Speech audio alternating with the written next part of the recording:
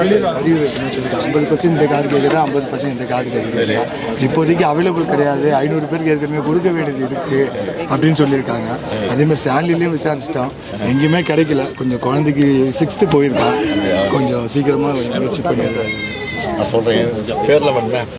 ரொம்ப நன்றி. வணக்கம், நான் திருசூல பகுதியிலேருந்து வரேன். என் பேர் சுரேஷ். நான் காலையில் பீச்சுக்கு இன்றைக்கி லீவு தானேன்னு சொல்லிட்டு என் பொண்ணை கூப்பிட்டுட்டு பீச்சுக்கு போயிருந்தேன். பீச்சை முடிச்சுட்டு திரும்ப நான் கலைஞர் நினைவகத்துக்கு வந்திருந்தேன். அங்கே வரும்போது முதல்வர் ஐயா வந்து உள்ளே போயிட்டு திரும்ப வெளியே வந்தார். வெளியே வரும்போது நாங்கள் மக்களோட மக்களாக நின்றுட்டு இருந்தோம்.